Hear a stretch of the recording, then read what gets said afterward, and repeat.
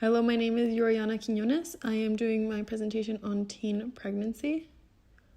I combined the two questions of why does this problem exist today and what are the etiological factors, because I think for teen pregnancy, the answers to both coincide a bit. A lot of teens have unsafe sex due to lack of education by the parents, by the school, etc. Sex is seen as a taboo due to religion and culture. So a lot of abstinence has been taught for a long time, and to be taught abstinence doesn't teach safe sex. So when kids or teens want to have sex, they do it unsafely because they don't have the right education to be safe. Therefore, pregnancy is a outcome when they do have sex. So they will have sex whether they want to or whether they have the education or not. So the lack of education doesn't give them the right contraceptives.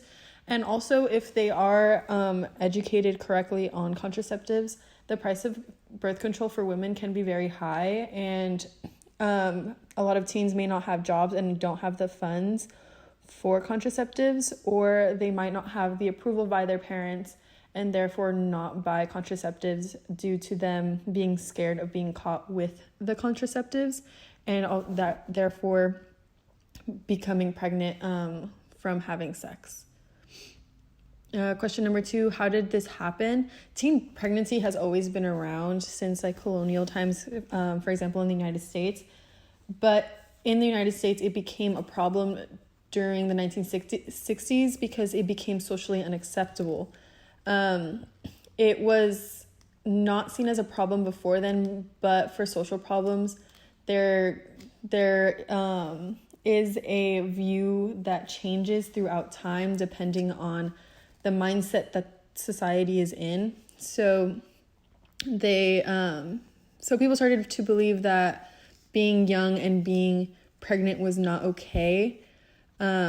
And so during that time, before then, marriage and pregnancy was linked. So early marriage means no premarital sex.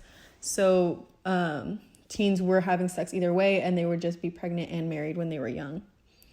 Where did this happen? It has been happening all over the world. Different countries have different views. They have different ways of going about teen pregnancy, but that I will discuss that later. What are the risks for the community in the future? The children that are being born are at risk. There are a lot of statistics showing that they have low birth rates, poor prenatal outcomes, poor test scores, and also they are less likely to become successful as adults. So they are the most at risk when being born with a teen mother.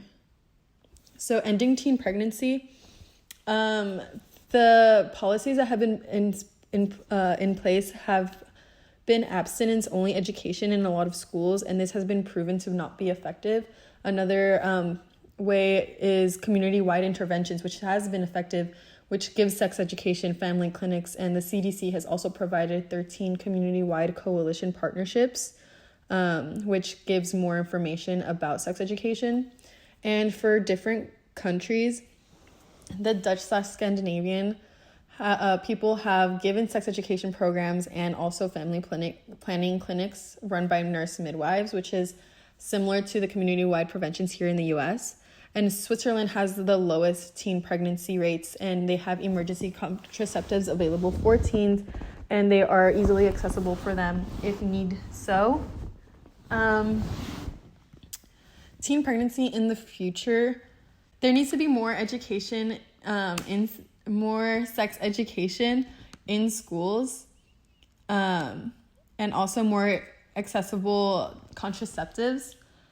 The acceptance that teens will have sex and have an open conversation also needs to be installed in society.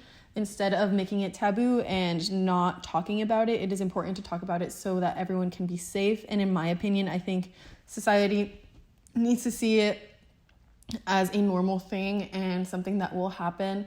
Not promoting it, but just giving more education and how to be safe.